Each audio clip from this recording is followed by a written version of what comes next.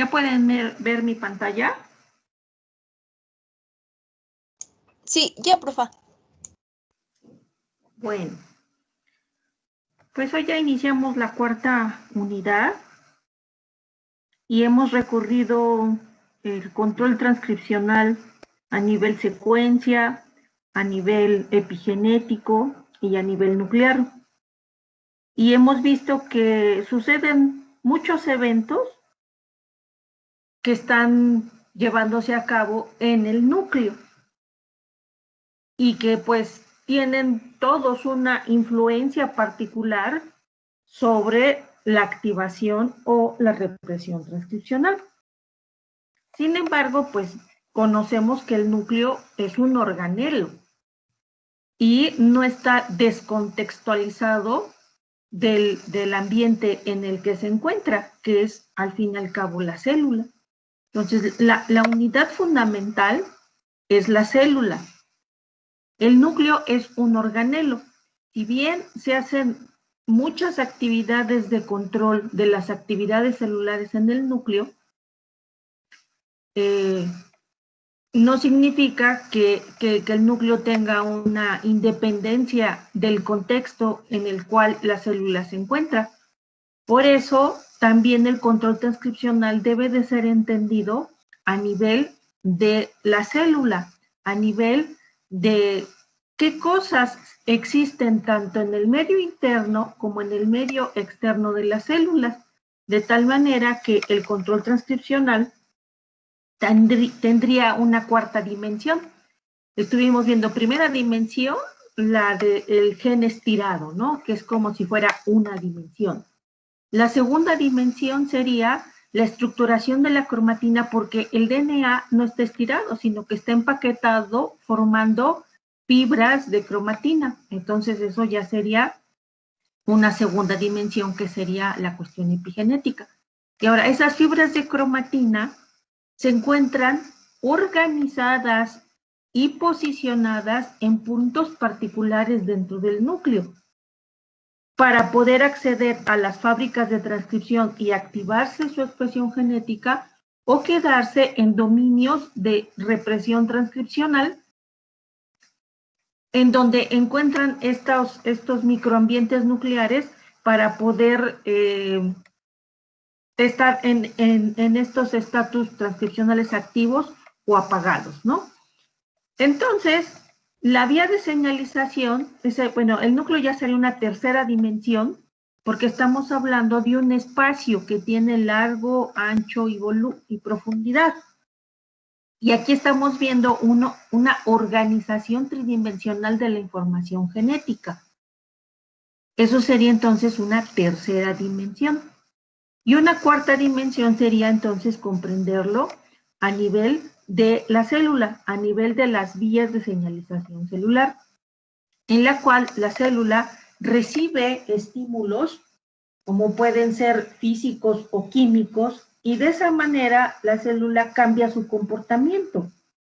La célula tiene un entorno, tiene un microambiente también extracelular, en el cual, dependiendo de la información que está recibiendo, la célula puede controlar su expresión genética.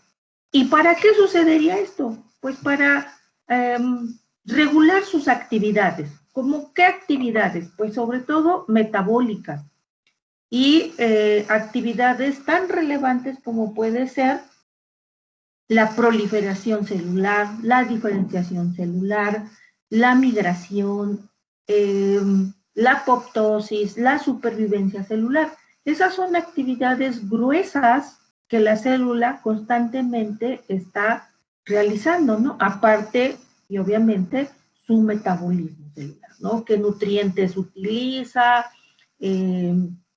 Si es sometida a un estrés, por ejemplo, de temperatura, si expresa proteínas de choque térmico, etcétera, ¿no? Entonces, la célula constantemente tiene que estar sensando, tiene que estar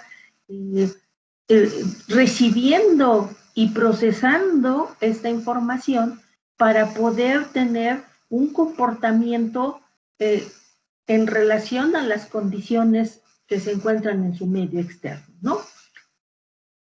Por lo tanto, en esta cuarta dimensión del control de la expresión genética vamos a revisar precisamente estos sistemas de comunicación celular y las vías de señalización celular que están presentes en las células.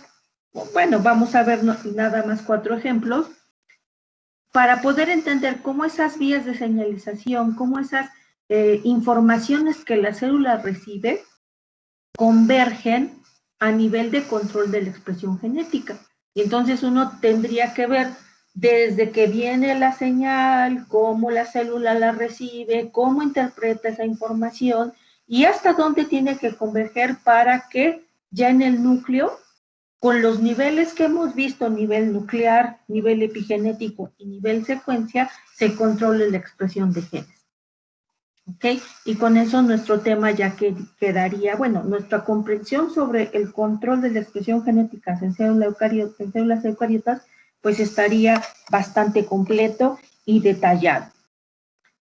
Este tema ustedes ya lo han revisado, ya en otras materias han visto vías de señalización, ¿no? Ustedes saben que la célula tiene receptores celulares y que puede captar esta información derivada de neurotransmisores, de hormonas, de pues péptidos, de hormonas ya sea proteicas o esteroideas, ¿no? Estas vías de señalización ustedes ya las conocen y las han revisado en otras materias. Sin embargo, los efectos de estas vías de señalización, sobre todo los ven a nivel citoplasmático. O sea, ¿qué sucede? ¿Qué cambios se suceden cuando una célula recibe una información, pero a nivel citoplasmático? Nosotros lo vamos a ver a nivel de control de la expresión genética. Entonces, pues yo creo que ya no va a ser tan complicado este tema, porque ustedes ya tienen conocimiento de estas vías de señalización, ¿no? Entonces, para ir comenzando, pues vamos a definir primero que nada lo que es, bueno, este es el contenido. Vamos a hablar acerca de la comunicación, cuál es la definición de comunicación, quiénes son los participantes, cómo podemos clasificar a los ligandos y a los receptores, etapas de la comunicación y qué respuestas se pueden controlar, ¿sí? Bueno, primero que nada vamos a definir qué es la comunicación celular. Y aquí tenemos una definición bastante sencilla, pero que nos dice muy claramente a qué se refiere esta comunicación celular. Y es el proceso por el cual las células transmiten información a distancias más o menos largas para promover o modificar respuestas celulares en otras células. Entonces, esta realmente es una comunicación. Es un sistema de comunicación. Si nosotros hacemos referencia a los sistemas de comunicación que nosotros utilizamos, pues, por ejemplo, nuestro lenguaje escrito o nuestro lenguaje oral. Estos son sistemas de comunicación en la cual alguien emite un mensaje, como por ejemplo ahorita yo estoy hablándoles, les estoy transmitiendo mensajes. Ustedes los están recibiendo, están procesando esa información y están teniendo una respuesta ante esa información que están recibiendo. En el momento que yo deje de hablar cuando termine la clase, pues entonces va a haber un mecanismo de fin de la comunicación. Ahí va a terminar la comunicación. Sin embargo, ustedes ya habrán recibido toda la información, procesado esa información y espero que cambiando, teniendo alguna respuesta. ¿Y cuál sería la respuesta? A lo mejor cambiando algunas ideas que ya tenían acerca de la comunicación, pues puede ser adquiriendo nueva información o reafirmando nueva información, reafirmando la información que ya tenían, ¿no? Entonces, en las células es igual, también hay un sistema de comunicación celular y así como hay alguien que emite un mensaje en cualquier sistema de comunicación, pues también aquí tenemos una célula que se encarga de emitir mensajes que podemos ver aquí, y otra célula es la que recibe los mensajes. Al recibir los mensajes, se genera una respuesta, ¿sí? Hay también en este sistema de comunicación una condición. ¿Cuál sería esa condición? Pues que la célula emisora de mensajes o la que envía los mensajes, pues se encarga de hacer precisamente esta de los mensajes. Pero ¿quiénes los reciben? Solamente aquellas células que tengan los receptores para estos mensajes. Por ejemplo, aquí tenemos una célula que, aunque pueda haber mensajes químicos a su alrededor, si no tiene ese receptor, para la recepción de esos mensajes químicos, pues esta célula no es una célula blanco, no es una célula que esté apta para poder responder a este mensaje que está siendo enviado.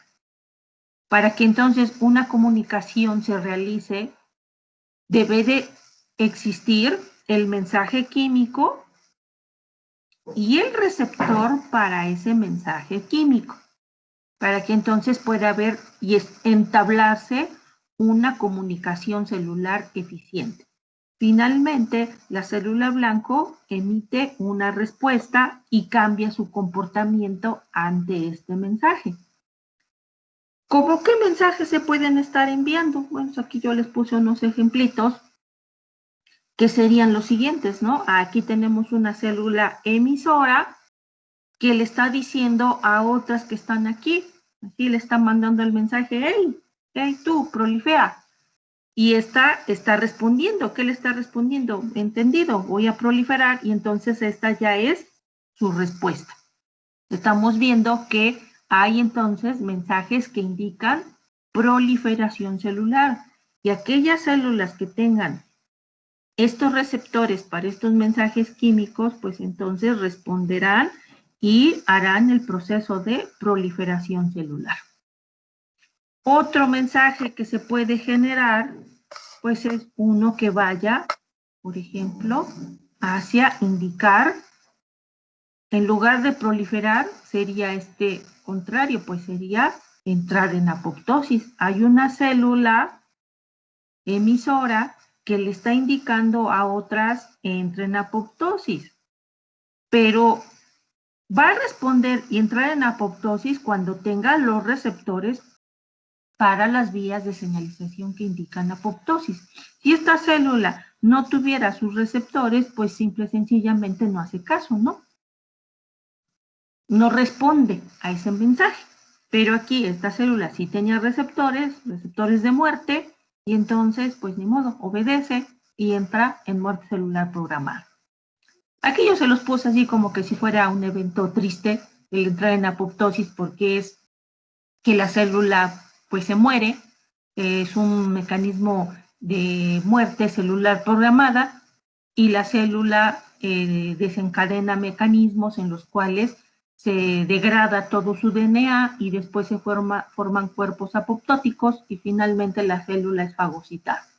Este no es un proceso negativo, al contrario, es un proceso de regulación. ¿Por qué? Porque células que puedan estar dañadas, células que puedan tener un proceso, por ejemplo, que dañe su actividad, pues la apoptosis resulta ser un mecanismo de defensa. Incluso en las células cancerosas, ¿cuál es una de sus características? Precisamente resistir estas señales de apoptosis. No responden a las señales de apoptosis, por eso proliferan sin control, y pues no responden a estas señales de muerte celular. O en el caso del desarrollo embrionario, el desarrollo embrionario tiene un equilibrio entre proliferación y muerte. No sé si ustedes hayan visto así esquemitas del desarrollo embrionario de mamíferos, en los cuales las manos, por ejemplo, hay una etapa en la cual están palmeadas, tienen membranas interdigitales. Entonces debe desencadenarse un proceso de apoptosis en toda esa zona para que ahí se mueran todas esas células y entonces ya queden bien formados los dedos. En el caso de organismos que no tengan esas membranas interdigitales. Entonces, pues este es un proceso que tiene su importancia, ¿ok? Otra señal que puede emitir una célula emisora, pues podría ser, por ejemplo, este que estamos viendo acá, en la cual la célula le está diciendo, hey, sobrevive. Y la célula responde, señor, sí, señor. O sea, obedece y sobrevive. Sigue manteniendo sus funciones, su metabolismo es activo, está sobreviviendo. ¿Ok? Y otra comunicación en la cual una célula pues le emite un mensaje y le dice, pues tienes que entrar en diferenciación celular. Y esta célula blanco responde perfecto y entonces ya entra en diferenciación celular. Esta estaba en un estado totipotente o pluripotente y entonces ya entra a su estado de diferenciación celular. Aquí debería de faltar poner aquí la respuesta que entonces ya va a ser diferente, ¿no? Tal vez ponerle otra carita que sea diferente porque ya entró en proliferación celular, en diferenciación celular. Entonces nos damos cuenta que en estos ejemplos pues bastante sencillos, pues la comunicación celular mediada a través de vías de señalización está controlando las actividades, está controlando los comportamientos celulares. Y en esencia esos comportamientos celulares tienen que ver, como les decía yo, con proliferación, supervivencia, diferenciación, apoptosis, migración y en general metabolismo celular. ¿Sí? Son procesos muy gruesos y que requieren de cambios tanto a nivel citoplasmático como a nivel de control de la expresión genética. Entonces, no nos vayamos a confundir. Lo que estamos explicando ahorita es la comunicación celular. Procesos, es un proceso de comunicación, es un sistema que permite a las células precisamente comunicarse, que le permite a la célula emitir esta información y controlar las actividades celulares. Ahora, la comunicación celular se hace a través de las vías de señalización, ¿sí? Entonces, si entendemos la diferencia, la comunicación celular es el proceso y ya la vía de señalización es el mecanismo por el cual se hace este proceso de comunicación celular, ¿ok? Entonces, pues, ¿quiénes participan en este proceso de comunicación celular? ¿Quiénes son los participantes? Aquí los podemos ver en el diagramita, ¿no? Tenemos nuestra célula emisora, que es la célula que se va a encargar de hacer la síntesis y secreción del mensaje químico. Aquí esto está muy relacionado, como por ejemplo, a lo que sería mensajes químicos, ¿ok? Pero si vemos un mensaje físico, ahí no hay una célula emisora, porque un estímulo físico, por ejemplo, podría ser la luz, podría ser el cambio de temperatura, podría ser la cuestión del pH, la presión, o sea, para estímulos físicos no hay una célula emisora. Aquí estamos dando ya quienes participan para el mecanismo de comunicación celular cuando estamos hablando de mensajeros químicos. Entonces, en el caso de los mensajeros químicos, tendríamos ciertamente una célula emisora, que es la que va a sintetizar, aquí vemos ya está sintetizando sus mensajeros químicos, los secreta y los libera a un espacio extracelular. Entonces, el siguiente participante en esta comunicación química, pues sería el mensaje químico, la sustancia que va a actuar como molécula que lleva la información. Esa sustancia tiene diferentes estructuraciones y composiciones químicas, pero la importancia de este mensaje químico es que es el que lleva la información para regular el comportamiento celular en distintos tipos de células, ¿no? Luego, este mensaje químico secretado tiene que difundir y viajar a través de un canal de comunicación. Este canal de comunicación se podría definir como la vía de transporte por el que este mensaje químico va a viajar, se va a movilizar. Este mensaje químico puede difundir, ese es un canal de comunicación, el espacio extracelular puede ser el canal de comunicación, pero hablando, por ejemplo, en el caso de animales, el torrente sanguíneo es un canal de comunicación, porque los mensajes químicos son, difunden y son depositados en el torrente sanguíneo y esos van a viajar para poder entonces encontrar sus células blanco en diferentes tejidos. ¿Sí? Puede ser el aire también. En el caso de las plantas, por ejemplo, secretan mensajes químicos que difunden en el aire, como pueden ser mensajeros químicos volátiles. Entonces, este canal de comunicación puede ser un fluido, puede ser el aire, puede ser el agua. Bueno, es un fluido, ¿no? Pero entonces eso es el canal de comunicación. Y finalmente el último participante pues sería una célula receptora, que es la célula que recibe esta información y que es la que va a cambiar su comportamiento celular en respuesta al mensaje químico que recibió. Entonces, una célula receptora se va a caracterizar porque tiene los receptores. Si la célula no tiene receptores, entonces no es una célula receptora. El mensaje puede estar ahí, pero si no tiene el receptor no puede responder al mensaje. Entonces va a ser receptora cuando exprese estos receptores hacia el mensaje químico. ¿Sí? Luego, entonces, tendríamos que ver cómo se hace esa comunicación, cuáles son los pasos para hacer esa comunicación ya de manera particular.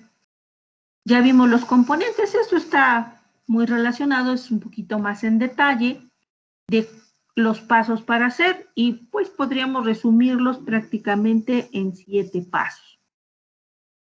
El primer paso sería la síntesis y secreción del mensaje químico, que también puede ser llamado como ligando, realizado por la célula emisora. Aquí la síntesis del mensaje químico pues tiene que ver con la naturaleza química del mensaje, porque puede ser, por ejemplo, que involucre una acción netamente citoplasmática o que venga, por ejemplo, desde la acción de la expresión de los genes. Entonces, en una célula emisora, la síntesis del mensaje químico involucraría una gran cantidad de eventos. Tendríamos que pensar en la célula que va a expresar un gen, que ese gen se va a producir un RNA mensajero, que ese RNA mensajero va a salir del núcleo, se va a traducir, va a codificar o se va a sintetizar una proteína, que por ejemplo puede ser un factor de crecimiento, ¿sí?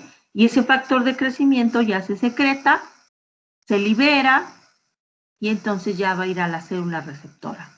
Entonces el proceso de síntesis es mucho más complejo de que solamente decir síntesis, ¿no? Sino es expresión del gen, síntesis de la proteína, procesamiento de la proteína, por ejemplo, para pasar por el retículo endoplásmico, aparato de Golgi, vesículas secretorias, y con ello procesamientos traduccionales de las hormonas, por ejemplo.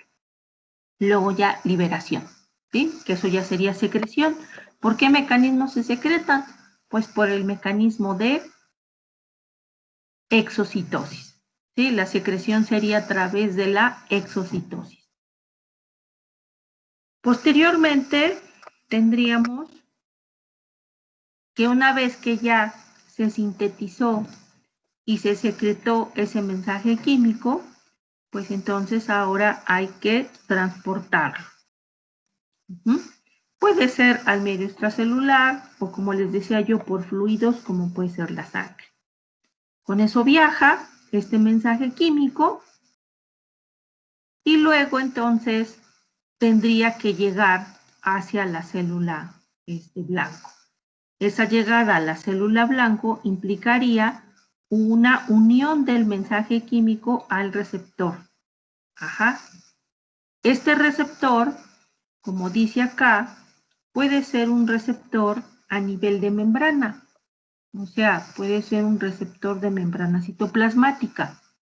O también hay receptores internos, o sea, receptores que están en el citoplasma. Y estos deben de estar presentes en la célula receptora o célula blanco. Entonces tendríamos una célula que tiene sus receptores. Aquí llega el mensaje, pero también puede haber receptores aquí. Entonces el mensaje tendría que pasar la membrana citoplasmática y unirse a su receptor intracelular. ¿Sí? Una vez que se une el receptor, esta célula, ya en la célula receptora, debe de existir un cambio conformacional en el receptor. Este cambio conformacional en el receptor está relacionado con la activación de la vía de comunicación celular o vía de señalización celular. Ahí ya sería cómo cambia el receptor, bajo qué proteínas está interaccionando el receptor y qué cascada de señalización se va a dar, quiénes se van a activar para poder transducir la información. Entonces, esta es una información que llega, trae un mensaje. Esta es una molécula que trae un mensaje, aquí o acá. Ahora, a través de este receptor es que esta información se interpreta. Y al interpretarse, pues tiene que ser, entonces, esta señal que trae tiene que transducirse hacia la célula. Aquí tendríamos otras proteínas que se activan por la llegada del mensaje químico. Y entonces, esto es transducir la información, transducir el mensaje químico. Llega el mensajero, llega el mensaje químico o el ligando, se une al receptor, cambia su conformación el receptor y este cambio conformacional en el receptor activa toda esta vía de señalización que sería transducir esta información. ¿Para qué? Pues para que estas proteínas que se están activando, que serían moléculas efectoras, tuvieran pues algún efecto, ya sea citoplasmático, cambio en el citoplasma o en el control de la expresión de genes. Esto trae como consecuencia que hay un estatus antes de la comunicación y hay un estatus después de la comunicación, porque cuando la célula ya receptora recibe el mensaje y transduce la información, debe de presentar un cambio en el comportamiento, debe de haber una respuesta en esta célula receptora. Por lo tanto, puede ser que esos cambios sería, por ejemplo, si una célula estaba indiferenciada, después de la vía de señalización, cambió su comportamiento y ahora está diferenciada. O estaba quiescente y ahora está proliferando.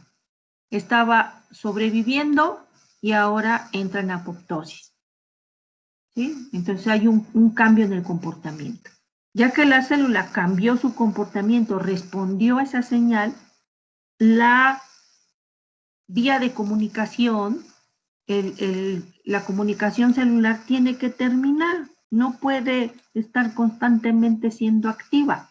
Debe de haber un momento en que esta señalización dé fin. Y entonces, ¿cómo se logra? A través de la remoción o degradación de este componente. Ajá. Entonces tendríamos que el mensaje químico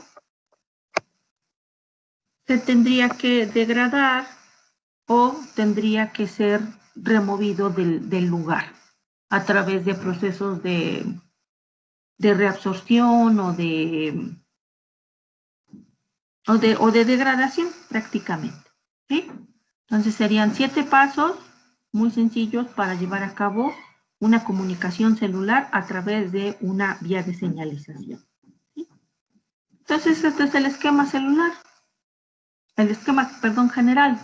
Tendríamos el ligando o la molécula señal que se une al receptor, se cambia la conformación del receptor, esto transduce la información hacia proteínas efectoras, que por ejemplo aquí estamos viendo que estas proteínas efectoras pueden ser factores transcripcionales que se activan, ingresan al núcleo y al ingresar al núcleo, ¿a dónde irán? Si tomamos en consideración nuestros otros niveles, que diríamos, bueno, pues esta proteína que ingresó al núcleo, ¿a dónde irá? ¿Andará por ahí vagando en el núcleo? No. ¿A dónde va a ir? Pues va a ir a una fábrica de transcripción. Y ahí en la fábrica de transcripción estarán las asas, en donde estarán los genes, estarán aquí las asas, en donde estarán estos genes que necesitan ser transcritos. Y ya estas proteínas se unirán a sus elementos en cis en el gen, a los elementos en cis, a los elementos reguladores en cis, que pudieran ser elementos de respuesta, potenciadores, etc. Y entonces, cambio en la expresión genética. A lo mejor ahora se entiende, y esto nos llevará precisamente a generar la respuesta.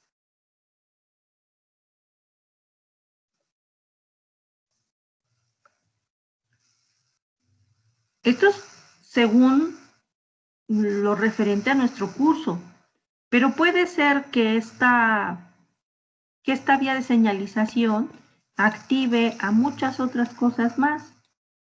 Y por ejemplo, solamente aquí la proteína efectora que tenga que ver con un cambio en el comportamiento, pero a nivel de citoplasma. O sea, no va a llegar al núcleo.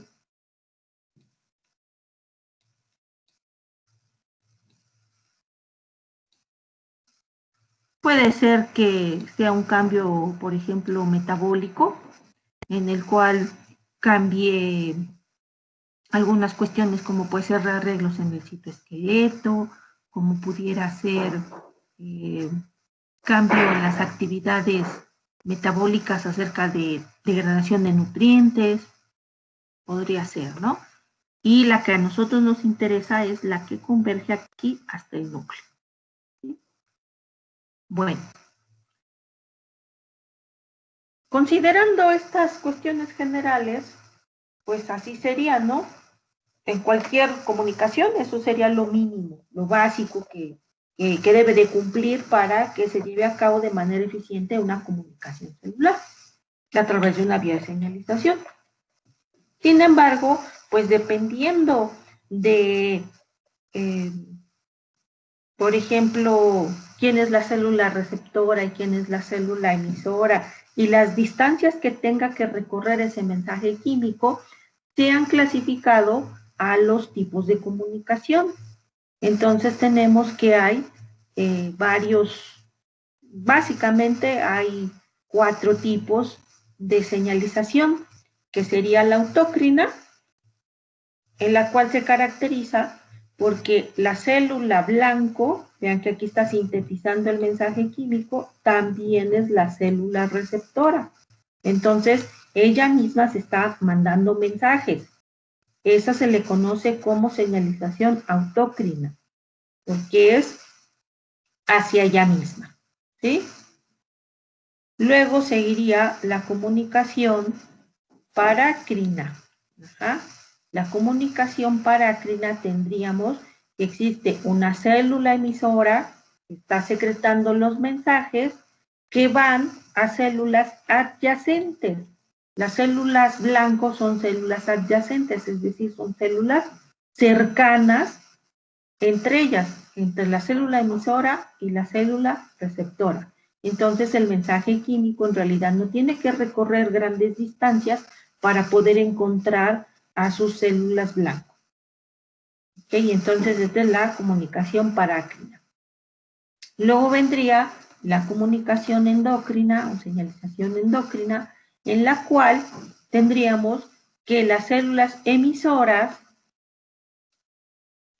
están mandando mensajes químicos, los cuales tienen que recorrer grandes distancias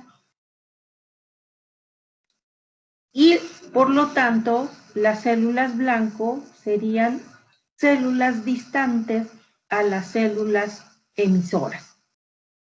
Y aquí encontraríamos que en este caso, por ejemplo, los mensajes químicos estarían movilizándose a través de vasos sanguíneos en el torrente sanguíneo y de esa manera encontrando a sus células blancas que están de manera distante. ¿Sí? Y por ejemplo, la última ya sería una señalización en la cual la célula emisora no está secretando el mensaje, sino que lo está transportando en su membrana. ¿Sí? No está haciendo esta secreción, sino que en su membrana está aportando el mensaje químico. Por lo tanto, para poder llegar o para poder emitir su mensaje, tendría que encontrarse con la célula receptora y hacer un contacto célula-célula. Entonces aquí estaría el receptor. ¿Okay? Como ven aquí, aquí está el mensaje químico y el receptor se está uniendo a él. Pero para que esto suceda tiene que haber entonces un contacto célula-célula. Y en esta célula receptora ya se transduce la información, se lleva a cabo los cambios en el comportamiento y ya se genera una respuesta. ¿Sí? Entonces es una señalización por proteínas que están unidas a membranas plasmáticas. Tanto la portadora del mensaje químico como la portadora del receptor, pues los tienen estas proteínas unidas a membrana y tienen que hacer contacto, tienen que interactuar físicamente, acercarse físicamente para poder llevar a cabo este tipo de comunicación. ¿Sí? ¿Alguien conoce a dónde se llevaría a cabo, por ejemplo, este tipo de comunicación? ¿Conoce un ejemplo así de células que hagan esta comunicación?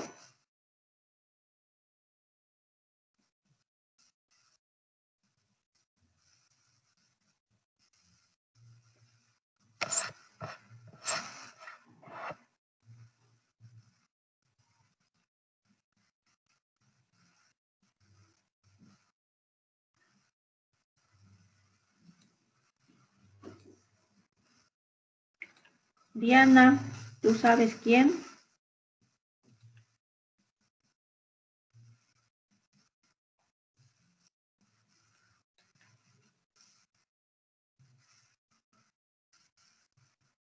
¿No tenía levantado la mano, Diana?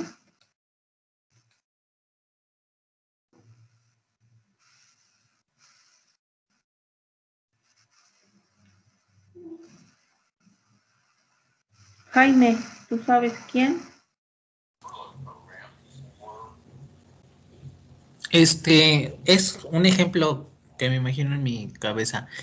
No sé si esté bien. Por ejemplo, en el reconocimiento de los glóbulos blancos ante agentes patógenos. Exacto.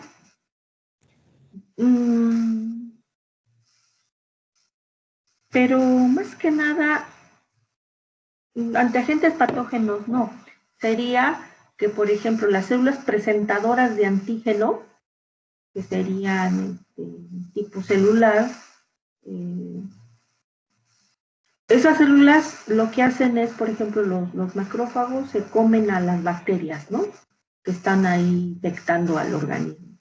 Y luego procesan a esos organismos de tal manera que pedacitos de los componentes, por ejemplo, de membrana de esos patógenos, de esas bacterias patógenas, se envuelven en unas proteínas de membrana que se llaman complejos mayores de histocompatibilidad, los cuales posteriormente se localizan en la membrana citoplasmática de estas células presentadoras de antígeno. Entonces los macrófagos andan ahí circulando, llevan expuesto su complejo mayor de histocompatibilidad con un cachito, con un péptido del microorganismo que fagocitaron, y andan ahí viajando, y en cuanto se encuentren a un linfocito T, por ejemplo, le presentan el antígeno. Hay una interacción, entonces contacto entre la célula presentadora de antígeno y el linfocito. Entonces es como una señal que le está diciendo, mira, este es un pedacito del organismo que cuando lo veas hay que atacarlo, porque es un patógeno. Eso más o menos sería lo que le está diciendo, ¿no? Le está presentando un antígeno. Y de esta manera, perdón, hace ser, eso los linfocitos B. Es la célula presentadora de antígeno y activa a otras para que en cuanto lo vean, cuando vean ese péptido, ya saben que ese es un organismo que hay que atacar y que hay que eliminar. Pero el ejemplo básicamente está precisamente en el sistema inmunológico. Ese mecanismo de comunicación es muy abundante precisamente en las células del sistema inmune. ¿Sí? Muy bien. Hay otros autores que también consideran, por ejemplo, a la neurotransmisión como un tipo de comunicación celular y lo ponen así, aparte de la autócrina, parácrina, endocrina y esta de contacto, también ponen a la neurotransmisión o también ponen las comunicaciones neuroendocrinas para separarlas de las endocrinas. Pero es como muy particular del funcionamiento del sistema nervioso. Yo creo que estas serían las básicas y ya como que las otras son como que subtipos, pero bueno, hay libros que mencionan a la neurotransmisión y especifican entre comunicación endocrina y neuroendocrina. ¿Ok? Bueno.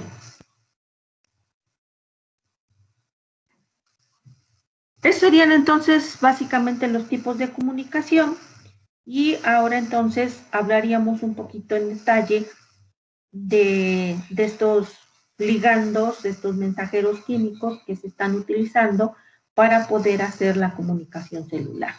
Entonces yo aquí les puse que los ligandos básicamente los podríamos clasificar en términos de su naturaleza hidrofóbica o hidrofílica.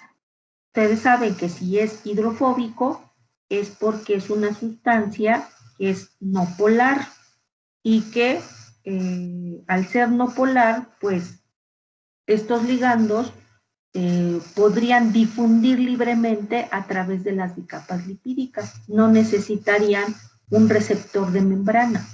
Estas estarían siendo captadas por receptores intracelulares. ¿Ah?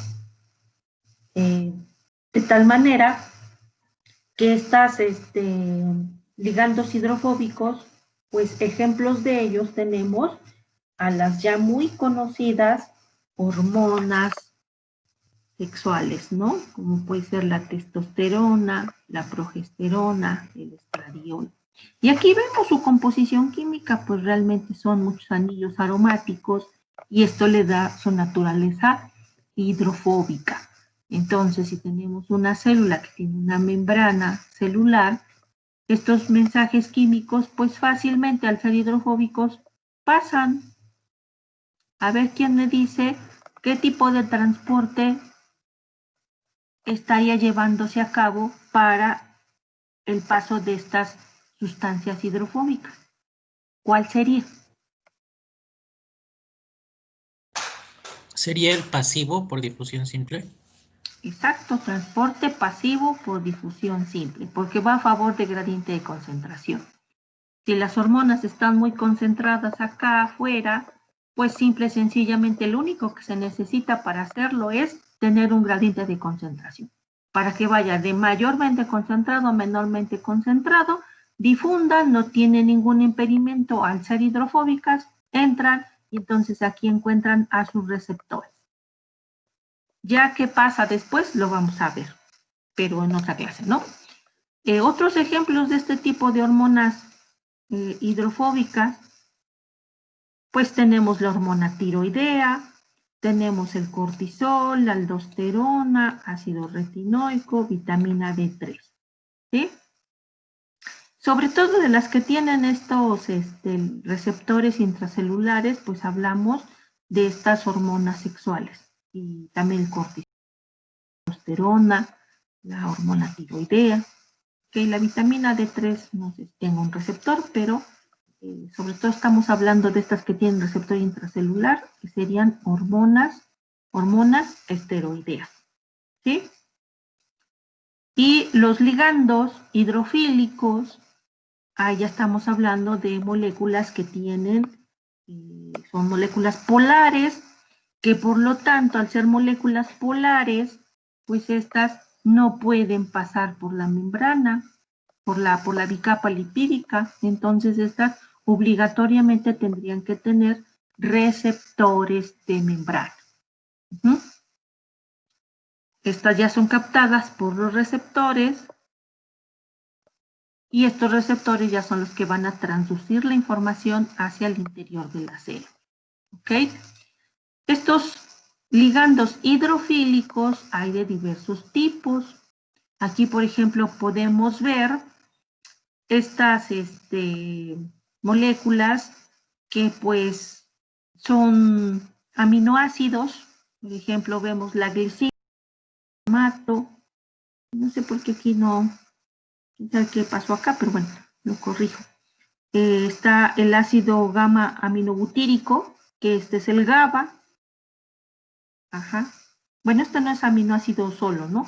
Pero sí hay aminoácidos solitos, como puede ser la glicina, el glutamato, y otros que ya son compuestos, por ejemplo, este ácido gamma aminobutírico, o también tendríamos otros, como pueden ser la acetilcolina, epinefrina, dopamina, norepinefrina, que ya serían otros compuestos. Si se fijan, estamos relacionando mucho, o lo llamo repaso, relacionando mucho químicos y sobre todo en animales. Yo les estoy dando ejemplos de muchas sustancias que las encontramos en los animales. Pero estas hormonas pues son de naturaleza animal, todo esto acetilcolina, epinefrina, norepinefrina, dopamina, pues son animales, ¿no? Son sustancias hidrofílicas que modulan, por ejemplo, actividades del sistema nervioso. Pero eso no significa que las plantas o que otros seres vivos, incluyendo las bacterias, tengan también sistemas de comunicación. ¿Alguien, por ejemplo, conoce ligandos o moléculas señal, por ejemplo, en plantas o en bacterias?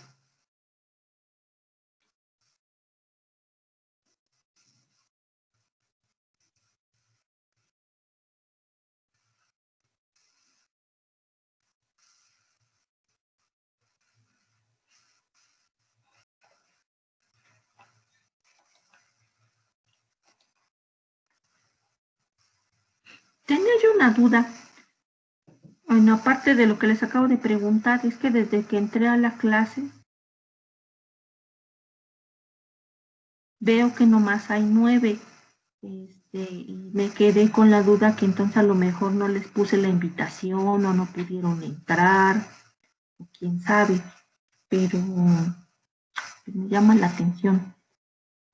Bueno, en fin. ¿Alguien sabe ejemplos de mensajes químicos en plantas o en bacterias o en hongos?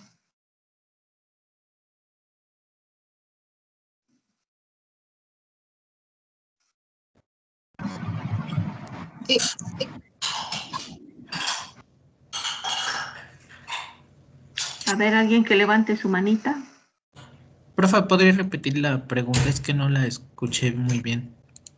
Sí, que si ustedes conocen, lo que estamos hablando es comunicación química, porque ya les dije que también hay mensajes que pueden ser físicos, como luz, presión, temperatura, etcétera, ¿no?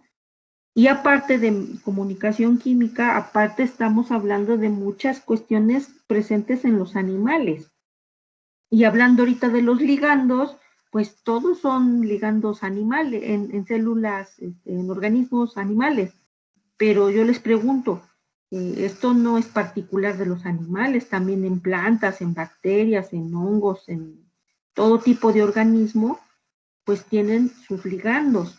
Y les pregunto, ¿saben así nombres de ejemplos así de ligandos en organismos que no sean animales? Hay, por ejemplo, aquí dice Brenda, dice, no sé si las fitohormonas de crecimiento pueden ser ligandos. Claro, las fitohormonas, aunque las citoquinas, déjenme acordarme, citoquina,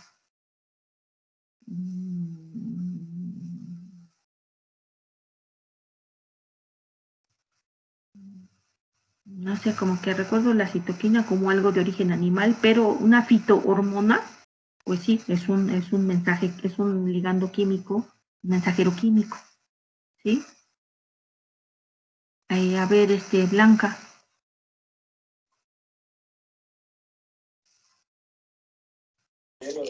Por ejemplo, quorum sensing en las bacterias para la Ajá, formación sí, de biofilm. exacto. Ese puede ser una molécula señal, un ligando en el quorum sensing. Y por ejemplo, unas que se han identificado es la homocerin lactona. Este es un mensaje químico.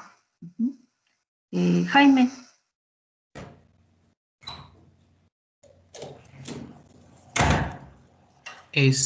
No sé si también podría ser como ejemplo los aminoácidos libres, como por ejemplo me acuerdo mucho del operón triptófano o inclusive del operón LAC. Ajá. O por ejemplo, se me ocurre con las micorrizas los metabolitos secundarios, los cuales son ocupados por una planta. También podrían ser mensajeros químicos. En el caso de las fitohormonas, como decía su compañera, pues por ejemplo está el acético, o puede estar también las giberelinas, las auxinas. Bueno, creo que el ácido indolacético es una auxina.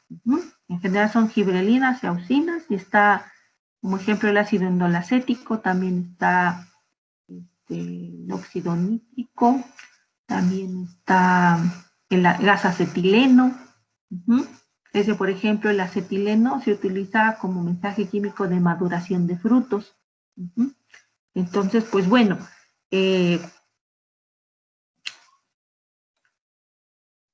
continuando con lo de los animales, aparte de estos que acabamos de decir, también tendremos como ligandos hidrofílicos a hormonas peptídicas.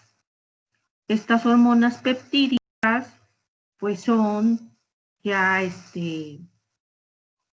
proteínas de alto peso molecular.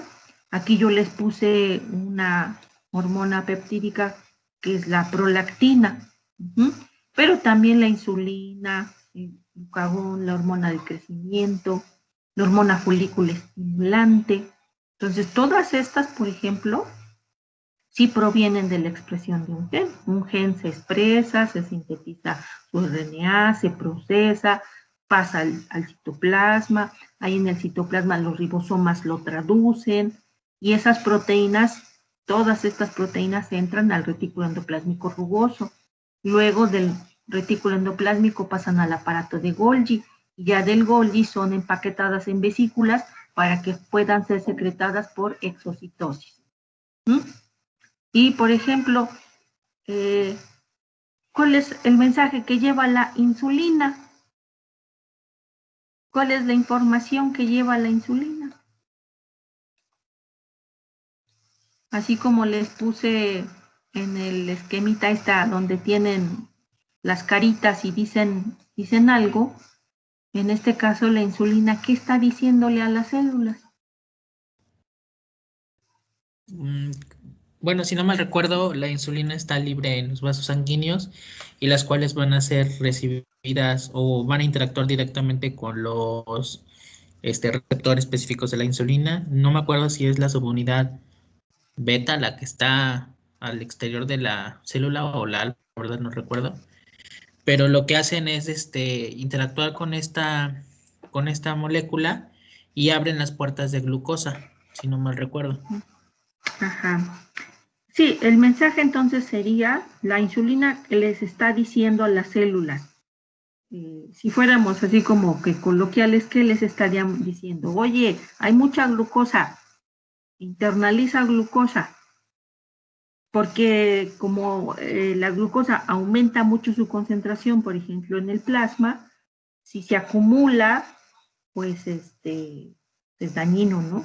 Entonces, la insulina lo que está diciendo es, hay mucha glucosa, hay que internalizar. ¿Y eso cuando sucede? Pues cuando comemos, aumenta el nivel de azúcar en nuestra sangre y de esa manera se secreta la insulina y ya la insulina va al torrente sanguíneo. ¿Quién secreta la insulina? Ahí, ¿cuál es la célula emisora? La célula emisora son los islotes de Langerhans del páncreas. Secretan la insulina, se va al torrente sanguíneo, llega a todas las células receptoras, porque todas tendrían que internalizar glucosa. Le está diciendo, hay mucha glucosa en el plasma, hay que internalizar.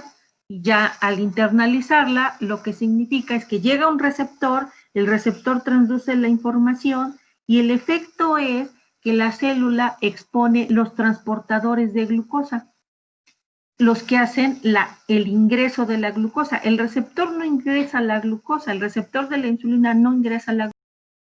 El cambio en el comportamiento es que en la membrana citoplasmática no había transportadores de glucosa, pero cuando llega la insulina, se une a su receptor, se desencadena la vía de señalización y el efecto es que la célula expone los transportadores de glucosa para que pueda internalizar.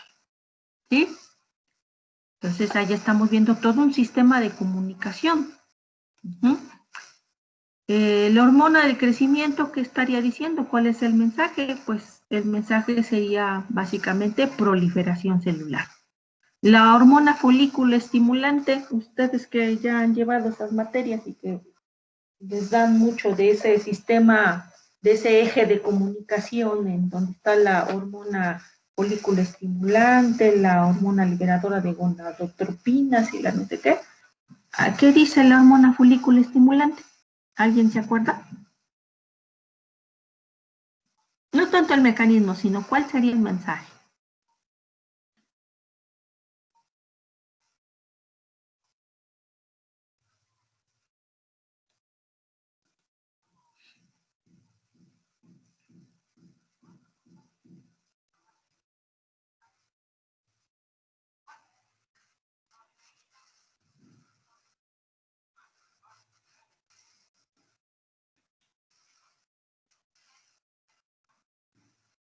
¿No? ¿Nadie se acuerda?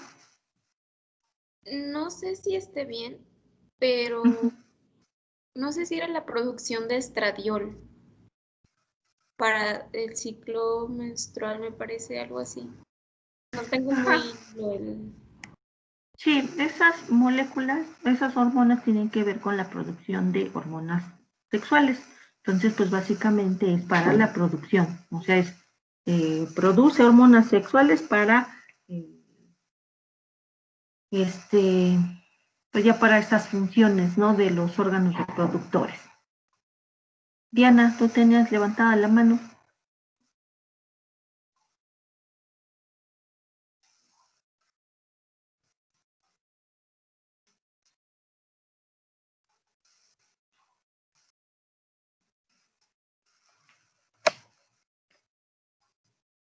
Mismo, pero es que como no es decir lo que dicen.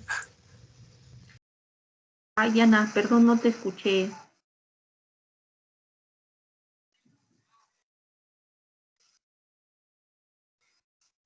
Desde hace rato le piqué, pero como que no funcionaba la manita. Y le piqué como 5 veces y hasta apenas se encendió.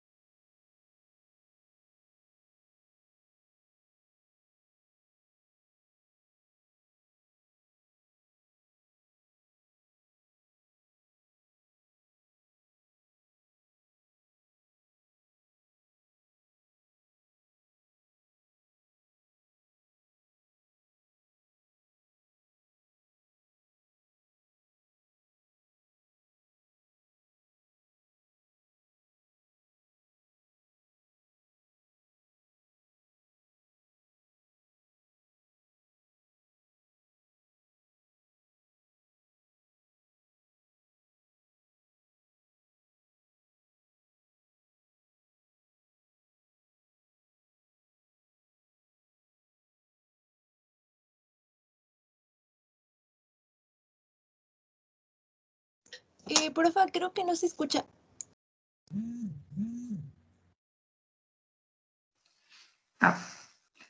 Les decía yo que aparte de estas hormonas peptídicas, tenemos a neuropéptidos y neurohormonas, como puede ser la sustancia P, la oxitocina, vasopresina. Sí, ya se escucha, ¿verdad? Sí, profe. Ajá. Vasopresina, beta-endorfina, y les puse de ejemplo la metencefalina, que pertenecería a las encefalinas. Estos son neuropéptidos. Ajá. ¿Ok? Neuropéptido se refiere a que se sintetiza una proteína precursora y de esa proteína precursora se corta en pedacitos para generar los péptidos biológicamente activos. Y muchos de estos tienen que ver con cuestiones como, por ejemplo, dolor. La sustancia P es un neuropéptido que está relacionado con la sensación de dolor. Ajá, o sea, sentimos dolor porque hay secreción de sustancia P. O al contrario, sentimos analgesia, es por las encefalinas o las endorfinas.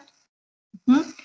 Estas regulan muchas cosas, ¿no? Regulan analgesia endógena, regulan apetito, sueño, tienen varias cosas, ¿no? Pero por lo que son más conocidas es por inducir analgesia endógena. ¿Mm? Y también tenemos factores de crecimiento, que también ya son hormonas de alto peso molecular, son proteicas, y ahí tendríamos ejemplos de factor de crecimiento eh, epidérmico, factor de crecimiento derivado de las plaquetas, factor de crecimiento nervioso, que sería este que está acá, y otros como pueden ser interleucinas o las eritropoyetinas.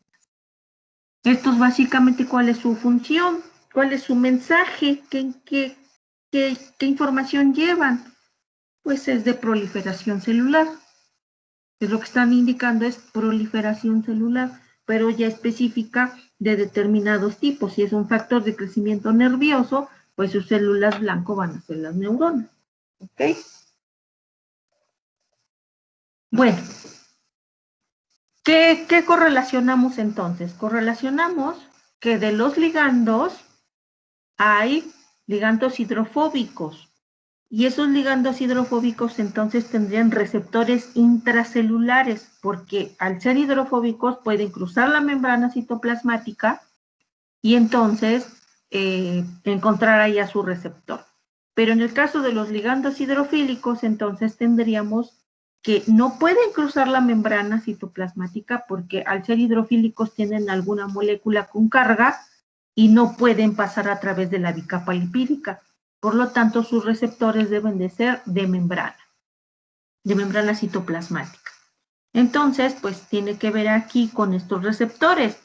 Aquí les puse la correlación. Los ligandos hidrofílicos, como pueden ser todos los que vimos anteriormente, sus receptores tienen que ser de membrana. Aquí vemos una membrana citoplasmática y entonces estamos viendo que que los receptores deben de ser de membrana. Y entre ellos tendríamos, por ejemplo, canales iónicos, receptores acoplados a proteínas G trimérica y receptores con actividad enzimática. Todos son receptores de membrana y podríamos distinguir entre cada uno de ellos una región extracelular,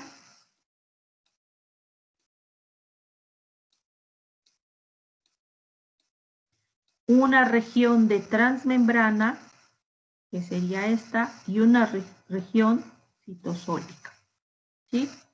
Entonces esta es citosólica y esta sería la región de transmembrana. Esta región que ven aquí es la región de transmembrana. Entonces, los receptores de membrana, prácticamente, ¿qué son? Los receptores de transmembrana son proteínas integrales de membrana, porque están atravesando la membrana citoplasmática. Y se distingue entonces sus dominios extracelulares, ya ven que aquí está su dominio extracelular, su región de transmembrana, y su región citosólica. ¿Qué haría la región extracelular? En la región extracelular es el sitio de unión al ligando. Aquí tienen que llegar los ligandos y unirse. Aquí tienen que llegar los ligandos, unirse. Y aquí también. Aquí en este esquemita ponen que es el agonista, pero bueno, es el mensaje químico, el ligando, el que llega y se une a un dominio extracelular del receptor. El dominio de transmembrana permite anclar al receptor a la bicapa lipídica y el dominio citoplasmático es el que está ya en contacto con las proteínas que van a participar aquí en la vía de señalización. Que proteínas que se unen y entonces este dominio citoplasmático es el que interacciona, por ejemplo, con la proteína G trimérica. Aquí es el que interacciona con proteínas adaptadoras y luego ya se hacen fosforrelevos. Y finalmente, todos convergen ¿a qué? Pues a una activación de proteínas efectoras, que ya son las que van a tener una actividad para desencadenar esta respuesta celular en la célula receptora. ¿Sí? Y los ligandos hidrofóbicos tendríamos que sería este caso, y estamos viendo que como pueden difundir, pues entonces su receptor es intracelular. Y ya este receptor pues tendría que tener algunas actividades para poder hacer el proceso de respuesta celular. Nos vamos a quedar hasta acá Ya qué proteínas son, dónde participan, con quiénes se conectan y todo, eso ya lo vamos a ir viendo ejemplo por ejemplo. Vamos a ver qué pasa con los canales iónicos, específicamente los de calcio. No vamos a ver todas las comunicaciones ni las clasificaciones de los canales, que si son ionotrópicos, metabotópicos, dependientes de voltaje, de ligando, mecanosensibles, todo eso pues nosotros no lo vamos a ver. Lo que vamos a revisar es un ejemplo de vía de señalización en el cual estén involucrados canales iónicos. Y el que tiene una importancia así súper relevante para el control transcripcional precisamente son la señalización por calcio, en la cual el calcio cruza a través por sus canales de calcio y luego se activa toda una vía de señalización que va a llegar hacia el núcleo a activar a genes que responden a aumento en la concentración de calcio. Luego vamos a ver otro ejemplo en la cual sería de los receptores acoplados a proteínas G trimérica, y ahí vamos a ver quiénes se activan, cómo es la vía de señalización para activar a factores transcripcionales en respuesta a vía de señalización de receptores acoplados a proteínas G. Y así lo vamos a hacer con los receptores con actividad enzimática, que serían los de tirosina quinasa o sinasa, y también el de los receptores intracelulares, ¿sí? Pero bueno, eso ya lo vamos a ver para las siguientes clases ya como ejemplo. Por lo tanto, los mecanismos que vamos a ver, así de manera general, sería para los receptores de membrana, pues el mecanismo general es desde la llegada del ligando, la unión al receptor, la transducción de la información, la activación de proteínas efectoras que conlleve hacia la activación de un factor transcripcional que va a ingresar al núcleo y que por lo tanto va a cambiar el estatus transcripcional de ciertos genes. El estatus transcripcional puede ser que sea activación o que sea represión, ¿sí? Porque puede ser que algunos genes antes de la señalización estaban encendidos y después de la señalización se tienen que apagar. O al contrario, genes que estaban apagados y ya después de la señalización celular tienen que encenderse. Y para el caso de los ligandos hidrofóbicos que cruzan la membrana, pues encuentran a su receptor y básicamente este dúo receptor intracelular hormona es el que ingresa al núcleo y el que controla también el estatus transcripcional de genes. Esta es una vía muy sencilla, estas requieren de muchas otras más proteínas, pero por eso vamos a ir viendo ejemplo por ejemplo, ¿sí?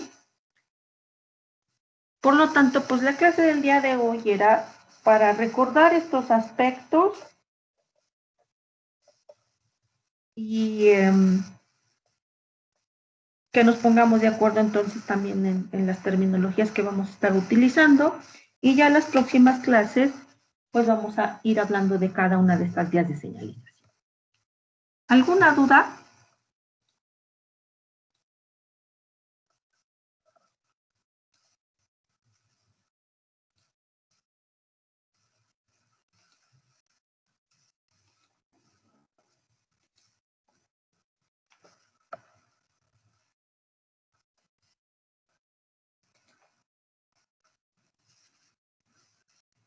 No, no, profe, pero bueno, a mí me gustaría hacer un comentario. Sí. Pues me está gustando la clase porque ya, por ejemplo, ahora ya estamos como que relacionando todo y bueno, luego pasa que en otras clases, pues nos dan como los temas muy distintos y en lo personal a mí luego me cuesta relacionarlos, pero ahora pues ya, o sea, como que, bueno, me está gustando porque ya estoy entendiendo más cosas. Ah, qué bueno, eso me da mucho gusto porque pues de eso se trata, ¿no? De que esta materia le sirva para integrar muchos aspectos. Y bueno, a lo mejor yo soy muy reduccionista y quiero explicar todo con biología molecular, pero pues es básico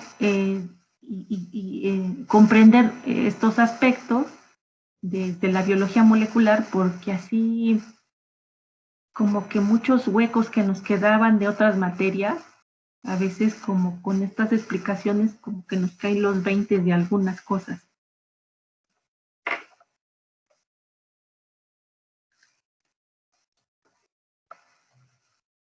Bueno,